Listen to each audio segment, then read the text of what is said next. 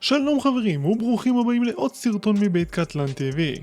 תחום הלוחמה המודרנית עובר שינוי עמוק המונע על ידי טכנולוגיות מתקדמות שמעצבות מחדש את הביטחון העולמי. ארצות הברית ככוח צבאי מוביל נמצאת בחזית הפיתוח והפריסה של טכנולוגיות מתקדמות אשר לא רק מחזקות את יכולות ההגנה שלה אלא גם משפיעות על מסלול הסכסוכים העתידיים. בסרטון זה נראה את 10 הטכנולוגיות המתקדמות של ארצות הברית שעומדות למלא תפקיד מרכזי בקביעת אופי הלוחמה בעתיד הקרוב. לפני שנתחיל אני רק רוצה לספר לכם על הגרלה מטורפת שאני עושה של אוזניות אלחוטיות של JBL. מה צריך לעשות בשביל להשתתף? הירשמו לערוץ בעזרת כפתור הסאב ואתם בפנים. ברגע שנגיע ל1000 סאבים יבחר אחד או אחד מכם שיזכו באוזניות. בהצלחה למשתתפים, בואו נתחיל! אז במקום העשירי יש לנו את הטילים ההייפרסוניים. מדובר בטילים המסוגלים לנוע במהירויות גבוהות מאוד והם משכתבים את הכללים של מכות מדויקות לטווח ארוך. יש להם פוטנציאל לעקוף מערכות הגנה מפני טילים, מה שהופך אותם לנשק החם הבא בעולם הטכנולוגיה הצבאית. ההשקעה של ארצות הברית בטכנולוגיה ההייפרסונית מלמדת את מחויבותה לשמור על יתרון בעולם שבו מהירות ודיוק יכולים להיות ההבדל בין ניצחון לתבוסה. במקום התשיעי נמצא נשק אנרגטי מכוון, הכולל לייזר ומיקרוגלים בעלי עוצמה גבוהה. הם מספקים אמצעי חסכוני ומדויק לניטרול איומים והם מייצגים את עתיד ההגנה מפני טילים. הנשק האנרגטי מציע יכולות ייחודיות, כולל היכולת לעסוק במספר מטרות במהירות האור. טכנולוגיות אלו מוכנות לחולל מהפכה בתפיסת ההגנה ומציע מענה חזק ומהיר לאיומים בעידן שבו זריזות היא מעל הכל. במקום השמיני קבלו את הבינה המלאכותית.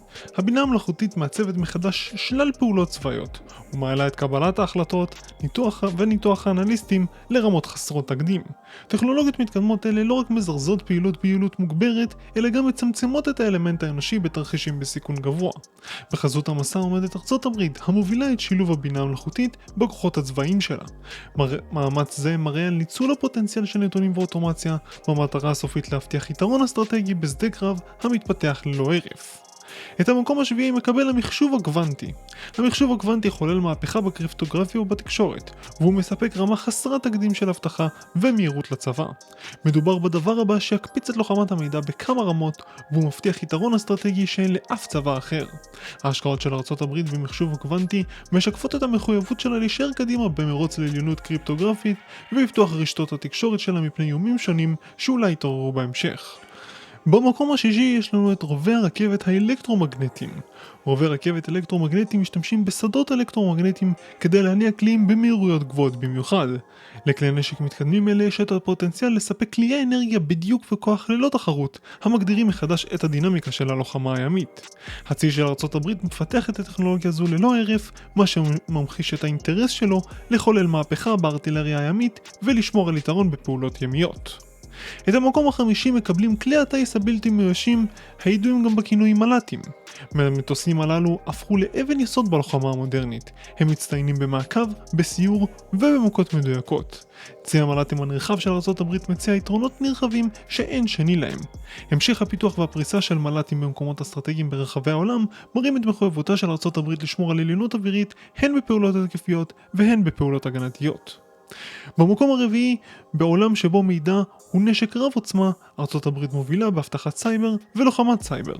היכולת להתגונן מפני התקפות סייבר ולתקוף את האויבים של ארצות הברית היא אבן היסוד בהגנה על האינטרסים הלאומיים והשגת יתרון אסטרטגי בתחום הדיגיטלי. צבא ארצות הברית נמצא עם יד על הלב בכל מה שקשור ללוחמת סייבר, מה שמדגיש את הכרתה במשמעות של פעולות סייבר בלוחמה המודרנית. במקום השלישי, מתחת לגלים, חיל הים האמריקאי רותם את כוחם של צוללות בלתי מאוישות, ופורס אותם במשימות שונות שנעות בין סיור אסטרטגי לפעולות חשאיות. הטכנולוגיות התת-ימיות והבלתי מאוישות הללו מסייעות בשמירה על עליונות מתחת לפני השטח של האוקיינוס ומבטיחות את האינטרסים הימיים של האומה. ההשקעה האיתנה של ארצות הברית בטכנולוגיית מזל"טים תת-ימיים היא סמל בלתי מעורר לחתירה לניצחון ימי תוך שמירה על גבולותיה הימיים. המקום השני מגיע לטכנולוגיות מבוססות חלל.